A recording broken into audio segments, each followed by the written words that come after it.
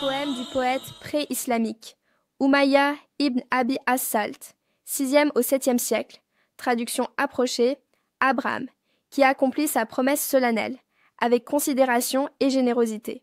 Son premier-né y consentit, comme si des troupes ennemies l'avaient capturé entre elles.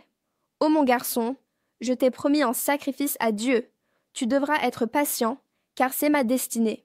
Sois fidèle quand je passerai le couteau, comme la façon dont un captif tire sur ses chaînes. Sa lame reflète la chair, et le front du garçon se dessine dans le croissant du couteau. En enlevant ses vêtements, son seigneur le relâcha avec un magnifique bélier. Prends ce rachat pour ton fils, car, par moi, ce que vous avez fait n'est pas une chose simple. Peut-être que l'acte a presque interrompu une âme, mais il a trouvé un soulagement après cette épreuve, comme la libération de la servitude. Ensuite, il y a d'autres personnes qui se sont rendues encore plus tristement célèbres. En fait, ils m'ont cité euh, un poème de la Jahiliya. En fait, c'est un poème de Umayya ibn Abi Salt. Alors, le problème, encore une fois, c'est qu'en fait, on a de la falsification des sources. C'est-à-dire que les tenants de la vie d'Ismaël ont encore frappé. Ils ont encore falsifié les données, comme ils l'ont fait. Voilà, on l'a vu. Voilà, les choses que je viens de vous citer, on vous cite tout et n'importe quoi. Les athar, on vous cite tout ce qui est inauthentique. Et je ne vous parle même pas des hadiths qu'on a inventés pour dire que c'est Ismaël, et des textes qu'on a attribués à certains pour dire que c'est Ismaël, ou alors l'évangile de Barnabé, etc., etc. Tout un tas de faussetés et d'inventions que les gens qui défendent la vie d'Ismaël ont inventées. Et là, en fait, dans le poème de Umayya ibn Abi Salt, eh ben, on a exactement la même chose. Ils ont falsifié le poème. En fait, déjà, il faut comprendre une chose. Ce poème-là, euh, comment dire? En fait, c'est un poème qui a été rapporté en plusieurs versions. On a par exemple l'imam al-Fakihi, au IIIe siècle, qui va rapporter cette chose-là. L'imam al-Fakihi, dans Akhbar Mecca, il va rapporter le poème. Avec un ajout. Et l'ajout, c'est en gros le terme bikrahu. Enfin, c'est un vers complet, d'accord? C'est un poème, donc un vers complet, avec le terme bikrahu.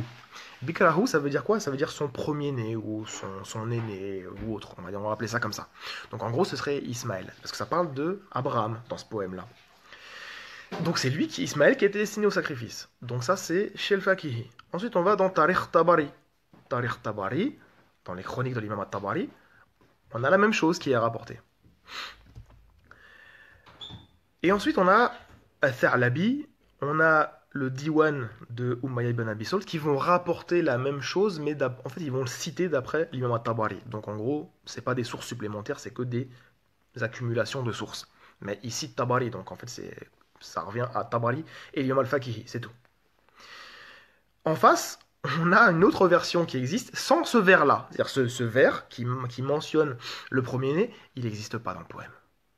On a par exemple le petit-fils de Hassan, de Ibn Jawzi, qui va le rapporter dans Mir'atu az-Zaman. Et il n'y a pas l'ajout. On a l'imam as-Suyuti, qui va le rapporter, sans l'ajout. On a l'imam al-Maqdisi, celui du 4e siècle, donc qui est quasiment contemporain de Tabari, il va le rapporter sans l'ajout. On a par exemple le Cheikh al-Baghdadi, donc pas celui qui est connu al-Khatib, mais un cheikh du 11e siècle qui a écrit un ouvrage qui s'appelle Khazanatu al-Adab. Et il va le rapporter sans l'ajout. Et ce qui est intéressant, c'est qu'à chaque fois que ces savants-là vont le citer, très souvent, ils vont dire qu'en gros, d'après ce poème-là, l'enfant du sacrifice, c'est Isaac. C'est-à-dire qu'ils se servent de ce poème non falsifié, la version normale, pour montrer justement que c'est Isaac l'enfant du sacrifice. C'est une catastrophe pour ceux qui viennent avec cet argument-là. C'est-à-dire que les savants qui utilisent ce poème vous disent que c'est Isaac. Ceux qui ont dit que c'était Isaac, il y a des grands savants qui ne sont pas des moindres, qui ont dit que c'était Isaac, comme l'imam al-Tabari. L'imam al-Tabari, son avis, et on dit que c'est le shir des Mufassirin, donc le shir des exégètes, son avis, par son analyse coranique, eh bien, c'est que c'est Isaac. On a l'imam al-Qurtubi. L'imam al-Qurtubi, son avis, c'était que c'est aussi Isaac. Et ceux qui l'ont utilisé avec la version falsifiée, c'est très intéressant parce qu'en fait, quand on va se diriger déjà chez l'imam al-Tabari, par exemple, chez le Fakihi, par exemple, il n'y a pas de chaîne de transmission, il n'y a pas de sanad. Donc il n'y a pas de moyen d'authentifier quoi que ce soit. Parce que ce poème-là, en fait, il faut savoir une chose, c'est que déjà, on ne sait pas qui l'a écrit. Il y en a qui disent que c'est Umayya ibn Abi Salt, et d'autres qui disent que c'est Hanif ibn Umayr. Donc, en fait, parce que c'est Ibn Shabba qui lui attribue à la bataille de Yamama. Donc, en gros, on ne sait même pas qui a composé ce poème. Deuxièmement, on a plusieurs versions de ce poème, dont une qui a été falsifiée.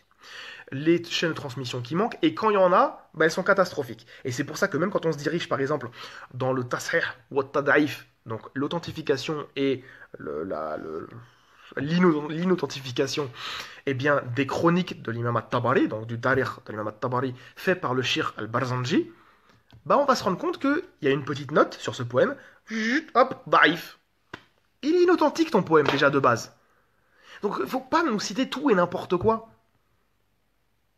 C'est ça le problème. Vous nous citez tout et n'importe quoi. Un poème falsifié, catastrophe. Un poème dont on ne sait même pas l'attribution. Et en plus, un poème qui, en plus, il est rapporté de manière inauthentique. C'est une catastrophe. C'est pour ça que, je vous dis, en fait, quand on accumule le nombre de choses que les gens qui disent qui soutiennent que c'est Ismaël ont apporté, on se rend compte qu'en fait, ils ne tiennent sur rien. C'est pas de l'attaque contre eux, nous on attaque l'argumentaire. Et c'est pour ça que moi ce que j'aimerais c'est qu'ils soient honnêtes dans